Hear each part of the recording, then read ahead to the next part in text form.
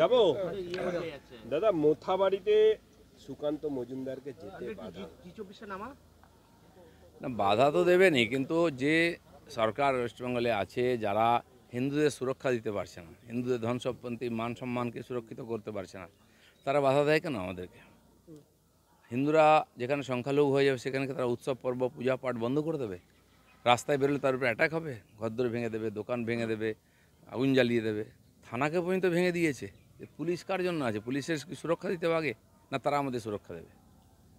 দাদা, বিস্ফোরক কার্তিক মহারাজ 26-এর পরিবর্তন ডাক, ধর্মের উপর আক্রমণ, বাংলার মানুষ চিন্তা ভাবনা করবে, যে দল হিন্দুদের কথা বলবে সেই দলকেই ভোট দিতে বলবে। খালি কার্তিক মহারাজ নন, তিনি তো প্রথম থেকে হিন্দুত্বের কথা বলেন খোলাখুলিভাবে। বাকি সাধু সন্তরাও আজকে রাস্তায় বেরিয়েছেন। 3.5 লক্ষ সাধু ওখানে মহাকুম্ভতে একত্রিত হয়েছিলেন। তারা ওখানে আর হিন্দু বোর্ড, সনাতন বোর্ড তৈরি করার জন্য আহ্বান করেছেন এবং ভারতবর্ষে হিন্দু সমাজের উপর যেখানে আক্রমণ হবে তারা এগিয়ে এসে প্রতিরোধ করবেন। বিশেষ করে পশ্চিমবাংলা হচ্ছে আজকে সেই রাজ্য যেখানে সবচেয়ে বেশি হিন্দুরা অসুরক্ষিত। তো সাধু সন্তদের তো এগিয়ে আসতে হবে, তারা বলিদান প্রদত্ত ধর্মের জন্য, আর তাদের দেখে বাকি হিন্দুও রাস্তায় বেরোবে। কোচবিহারে সিবিআই খুঁজছে পুলিশকে 2013 সালের মাদক মামলার কেস ডায়েরি গায়েব। অভিযুক্ত আসামিরা এতটাই প্রভাবশালী যে কেস ডায়েরি হারিয়ে গেল এবং 2013 সালের যে এনডিপিএস কেস মামলার ডায়েরি। কেস ডায়েরি থানায় থানায় এরকম হয়েছে আমরা জানি। আরজি করেরও ডায়েরি হারিয়ে যায়, রেকর্ড হারিয়ে যায় থানায় থানায়। টিএমসির নেতা যদি অভিযুক্ত হয় তাহলে কোনো রেকর্ড, কোনো ডায়েরি আপনি পাবেন না, সব গায়েব হয়ে যাবে। নাহলে আগুন লাগিয়ে দেবে পুড়িয়ে দেওয়ার জন্য। দুর্নীতি থেকে বাঁচার জন্য অফিসে আগুন লাগিয়ে দেওয়া হচ্ছে, এই নতুন কিছু না। তো সর্বোচ্চ স্তর পর্যন্ত এই দুর্নীতি চলে গেছে, পুলিশ প্রশাসনও তার বাইরে নয়।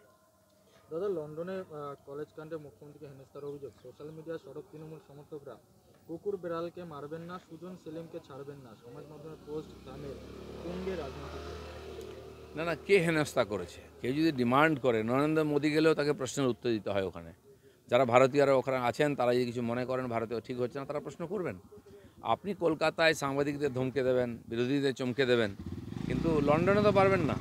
লন্ডনে গেছিলাম পাবলিসিটি নিতে, আমি তো আগেই ভবিষ্যৎবাণী করেছিলাম সাবধান থাকবেন, আরজি করের প্রশ্ন আসবে। কারণ এই প্রশ্নের উত্তর তাকে আজ না কাল দিতেই হবে, কাকে বাঁচাচ্ছেন উনি। মাদ্রাসা সার্ভিস কমিশনের বিরাট দুর্নীতির পর্দাফাঁস। ওএমআর সিটে ইচ্ছে করে গোল্লা পাকিয়ে যোগ্যকে অযোগ্য করে দিচ্ছে এবং সিএফএসএল রিপোর্টে সেই পর্দাফাঁস, সবেতেই দুর্নীতি। কোন বোর্ডে মামলা নেই? মাদ্রাসা বোর্ডে সবচেয়ে বেশি দুর্নীতি। কারণ কেন্দ্র সরকারের পাঠানো স্টাইপেন্ডের টাকা লুট হয়ে যাচ্ছে। 225 কোটি টাকার কোনো খোঁজই নাই। মুসলিম সমাজ আজকে ওদের ভোট ব্যাংক হয়ে গেছে। মুসলিমরাও জানেন যে আমাদের আর অন্য রাস্তা নেই, টিএমসিকে ভোট দিতে হবে।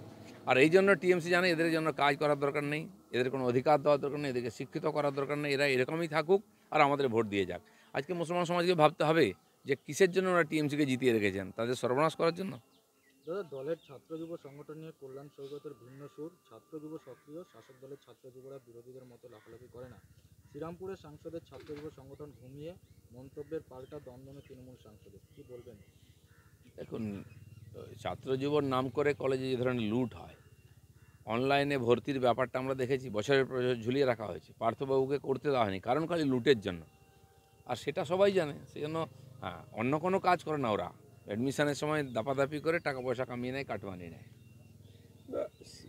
মানে তৃণমূলের বিরুদ্ধে কেউ কিছু বললেই তারা বলছে দেশ বিরোধী। মানে এসএফআই কর্তাকে কোনালের বার্তা যে সিপিএম দেশ বিরোধী, বাংলা বিরোধী, বড় বড় কথা তোয়াক্কা করি না, অসভ্যতা করেছিল, লোকে বের করে দিয়েছে সেই লন্ডনে।